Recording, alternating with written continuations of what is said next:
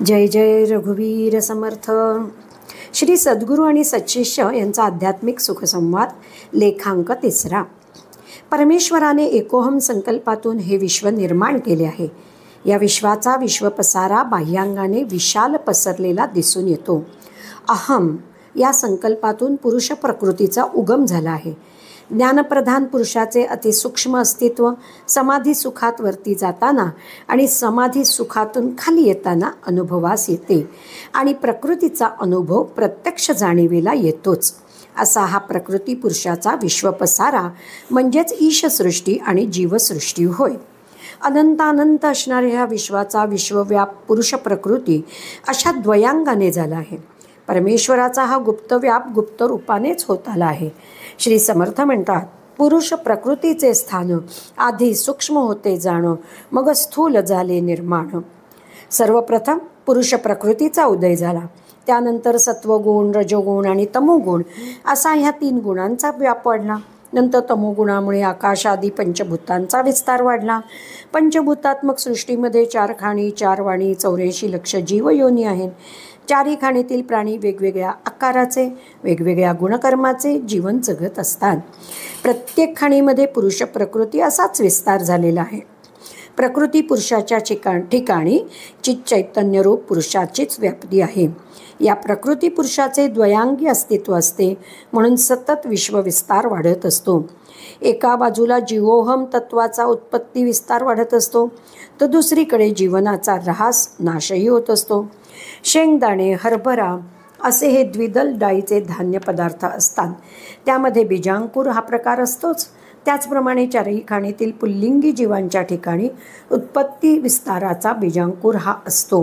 म्हणूनच ह्या विश्वाची उत्पत्ती, स्थिती आणि संहार हा होत असतो. द्विपाद असणाऱ्या मनुष्याच्या ठिकाणी पुरुष आणि स्त्रियांच्यामुळे मानवी जीवांचा विस्तार होतो. चतुष्पाद प्राण्यांच्या मध्येही नर आणि मादी यांच्यामुळे चतुष्पाद पशूंचा विस्तार होत असतो. 2 पंखांनी आकाशगमन करणाऱ्या पक्ष्यांच्या ठिकाणी पक्षी आणि पक्षिणी, नर मादी असा पक्षीकुलाचा विस्तार होतो. वृक्षवल्लीचा, वनश्रीचा विस्तार बीजांकुराने होत असतो. पाण्यातील जलचरांमध्येही नरमादी यांच्यामुळे जलचरांचा विस्तार होतो. परमेश्वराने त्या त्या कर्मकांडाचा, कर्मफलांचा आणि त्यांच्या सुखदुःखाचा विभाग त्या त्या योनीवर सोपवला आहे. त्यामुळे ह्या विश्ववल्लीचा, वंशवल्लीचा विस्तार वाढतच असतो. परमेश्वर स्वतः ह्या सर्वांमध्ये अस्तित्व रूपाने असूनही तो नित्य अलिप्तच आहे, निस्संग आहे. श्री शिष्योत्तमाने थोडा तत्त्वज्ञानाचा अभ्यास सुरू केला होता.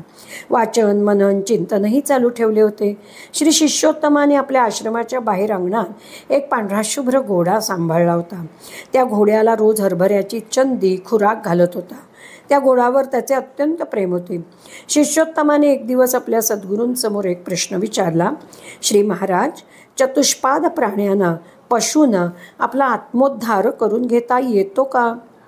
उत्तर, अरे बाबा, आपल्याला श्री समर्थच सांगत आहेत, पशुदेही नाही गती असे सर्वत्र बोलती, म्हणून नरदेहाची प्राप्ती परलोकाची. पहा, पशूंना फक्त भोग योनी आहे. त्यांना साधन अभ्यास करून आपले स्वतःचे जीवन विचाराने उन्नत करता येत नाही. त्या पशूंना विवेक नाही, त्यागमय बुद्धी नाही. पशूंना फक्त खाणे, पिणे, बसणे, उठणे, फिरणे आणि जोडून दिलेले काम करणे एवढीच जीवन जगण्या इतकीच स्थूलबुद्धी आहे. पशूंना स्वतंत्र अशी विवेकबुद्धी नाही, स्वातंत्र्यही नाही. सुखदुःखाचे विचारही सांगता येत नाहीत. पशूंना कोणतीच चिंता, काळजी नाही. जन्म आणि मृत्यू यांचा विचारही करता येत नाही. म्हणूनच पशूंना चांगले सत्कर्म करून आनंद, स्वानंद व्यक्त करता येत नाही. किंवा शरीराला काही दुःखाच्या वेदना होऊ लागल्या तर त्या वेदना सांगता येत नाही. पशुजीवन म्हणजे एक प्रकारचे पूर्वकर्मानुसार कर्मकचाट्यात अडकलेले विवेकहीन जीवन होय. पशुपक्षी जीवनात दुसऱ्याच्या बंधनात असणे, पराधीन असणे, परावलंबी असणे आणि प्रारब्धाहीन असणे हेच पशुजीवन म्हणावे लागेल.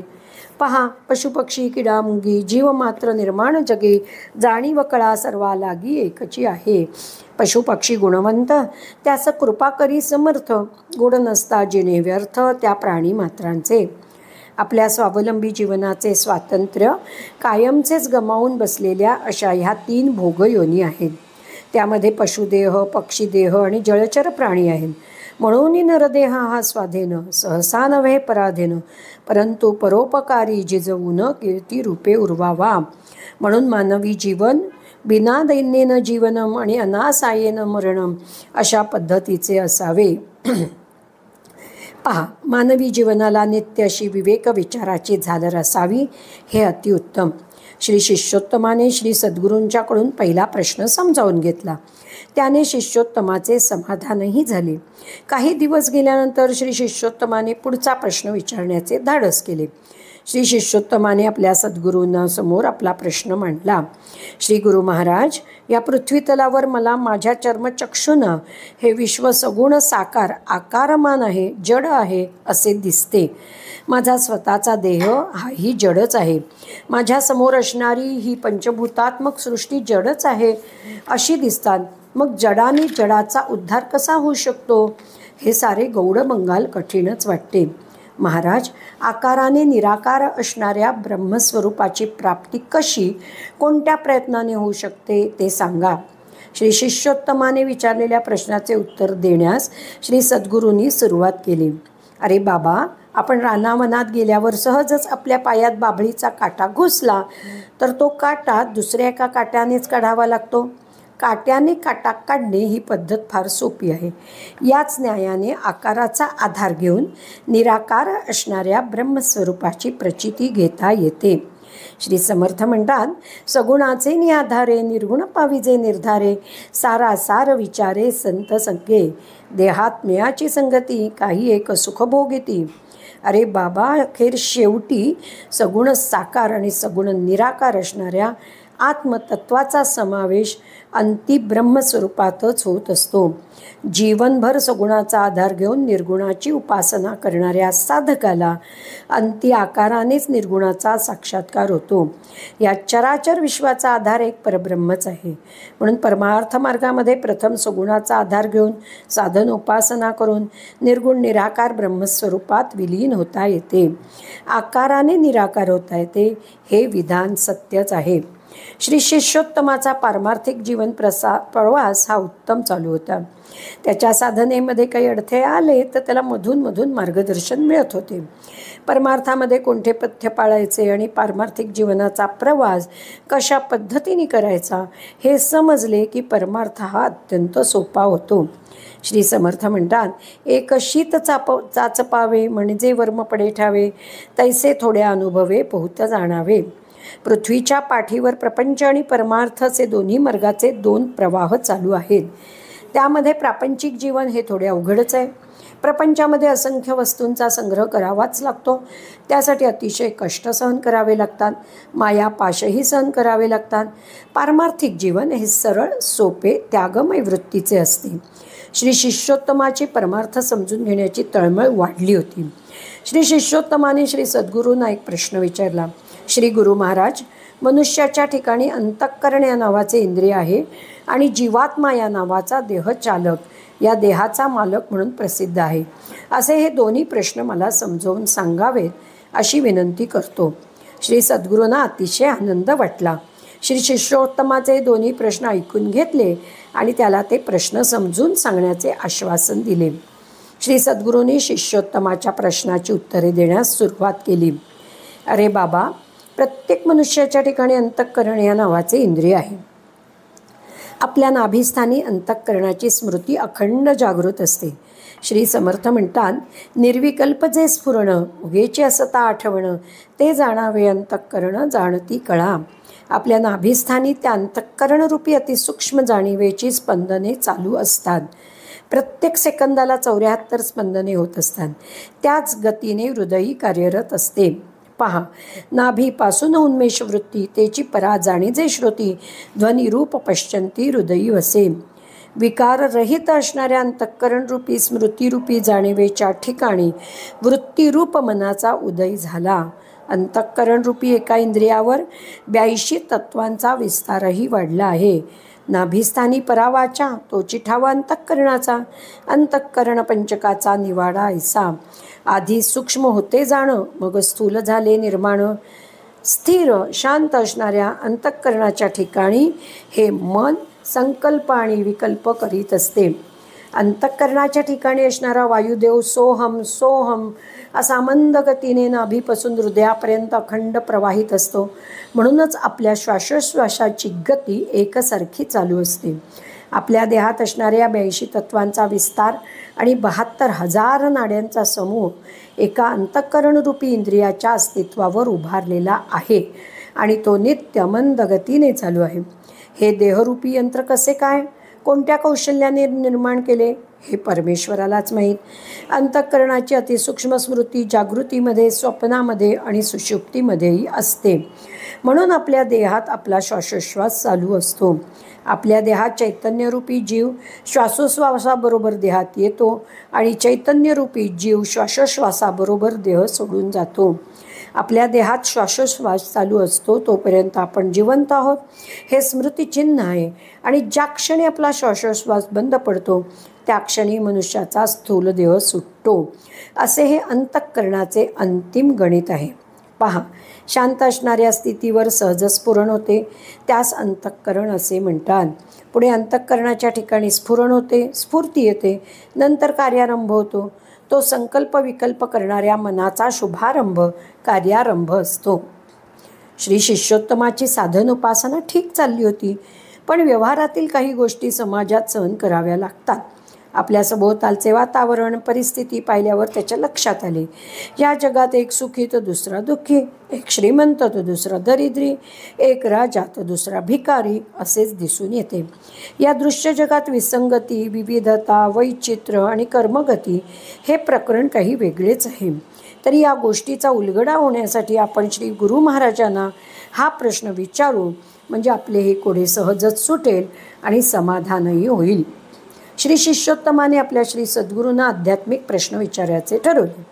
महाराज, मनुष्य हा कर्माने बांधला आहे, प्रारब्धाधीन आहे. देहात असणारा जीवात्मा देहाच्या संगतीने थोडा बद्धही झाल्याचे जाणवते. तर या जीवाचे नेमके स्वरूप कसे आहे हे समजावून सांगावे. अरे बाबा, हे दृश्य विश्व विविध वैचित्र्याने विविध विसंगतीने उभारले आहे. प्रत्येक देहादी जीव कर्माने बांधला आहे. प्रत्येक जीवाने पूर्वजन्मी केलेल्या कर्माचे फळ भोगावेच लागते. म्हणून जीव हा केलेल्या कर्माचे फळ भोगण्यासाठीच देह धारण करून आलेला असतो. श्री समर्थ म्हणतात, जीवा कर्मयोगे जनी जन्म झाला, परी शेवटी काळमुखी निमाला. गतजन्मीच्या स्वकर्माने बांधलेला जीव हा सर्वांगदृष्ट्या बद्धच असतो. जोपर्यंत जीवाला जडदेहाचा संग आहे, बाहेरच्या विषयांचा संग आहे, समाज सन्मुखतेचा संग आहे, तोपर्यंत जीवाला जीवोहम देहोहम नरोहम अशी स्मृती असतेच. या जगात विश्वाच्या मानाने, देशाच्या मानाने, देहाच्या मानाने जीवाचे स्वरूप अल्पच आहे. श्री समर्थ म्हणतात, मी जीव मज बंधन, मज आहे जन्म मरण, केल्या कर्माचे फळ आपण भोगीन आता. पापाचे फळ ते दुःखे, पुण्याचे फळ ते सुख, पाप पुण्य ते आवश्यक भोगणे लागे. देहात असणारा जीव हा संगतीने लहानला आहे, लघु झाला आहे. जीव हा संगतीने अल्पज्ञ होतो किंवा संगतीने सर्वज्ञही होऊ शकतो. जीव एकदेशी नर, विचारे झाला विश्वंभर, विश्वंभरास संसार चुके चिन्हा. सत्संगतीमध्ये राहूनच जीवाचा उद्धार होतो. ही गोष्ट त्रिवार सत्य आहे. स्थूल देहाचा संग धरून वावरणारा त्याला जीव असे म्हणतात. विश्वाचा संग धरून वावरणारा त्याला शिव असे म्हणतात. न्याय नीती धर्म कर्म सत्याचे संरक्षण करण्याचे महान कार्य करणारा त्याला परमात्मा असे म्हणतात. आपल्याच अस्तित्वाने स्वच्छ निर्मळ असणारा त्याला निर्मळ आत्मा असे म्हणतात. परमेश्वराने निर्माण केलेल्या ह्या विश्वात जीव हा अत्यंत लहानच आहे. पण जीव हा विचाराने, सद्विचाराने, सत्संगतीने, आत्मज्ञान प्राप्तीने महान होतो. जीव हा स्वप्रयत्नाने जीवनमुक्तही होऊ शकतो आणि नराचा नारायणही होऊ शकतो. अध्यात्म ज्ञान मार्गातील श्री गुरु शिष्यांचा सुखसंवाद हा अत्यंत प्रेमभाव वाढविणारा, आत्मविश्वास दृढ करणारा आहे. कारण मानवी जीवनातील आध्यात्मिक गुह्यज्ञान प्रगट करून सांगणारे ब्रह्मनिष्ठ श्री गुरुच असतात. त्यांना आत्मप्रचिती आलेली असते, म्हणून त्यांच्याजवळ ज्ञानदानाचे औदार्य असते. पहा, एखादी 50 वर्षाची पोक्त विचारांची भारदस्त माता आई आपल्या 5-6 वर्षाच्या लाडक्या मुलाला अत्यंत प्रेमभराने सांभाळीत असते. त्या मुलाला उत्तम पदार्थ खायला प्यायला देत असते. त्याचबरोबर मृदू मधुर शब्दांचा सुखसंवादही करत असते. तो मुलगाही आईच्या शुद्ध प्रेमावर प्रसन्न असतो. पुढे तो मुलगा अभ्यास करून मोठा विद्वान पंडित होतो. या ठिकाणी त्याच्या आईला आणि त्या प्रौढ पंडिताला आनंदच होतो. हाच न्याय परमार्थ मार्गामध्येही आहे. मानवी जीवनातील गुप्त असणारे आत्मधन, आत्मज्ञान हे श्री सद्गुरूंच्या कृपेने सत्शिष्याला प्राप्त होते. श्री समर्थ म्हणतात, श्री सद्गुरू आणि सत्शिष्य यांचा हा सुखसंवाद अतिउच्च कोटीचा आहे. जीव जीवात घालावा, आत्मा आत्म्यात मिसळावा, राहो राहो शोध घ्यावा परांतराचा. तैसे हे मनासमन, विवेके जावे मिसळून, अशी ही अध्यात्मज्ञानाची गुरुपरंपरा आहे. मानवी जीवनाचा आत्मोद्धार श्री ब्रह्मनिष्ठ सद्गुरूंच्या हातूनच होत असतो. श्री गुरु शिष्य ऐकची पद, तेथे नाही भेदाभेद, परी या देहाचा संबंध तोडीला पाहिजे. जीवनात शेवटी विवेक, वैराग्य आणि अंतस्थ त्याग ह्यालाच महत्त्व दिले आहे. जय जय रघुवीर समर्थ.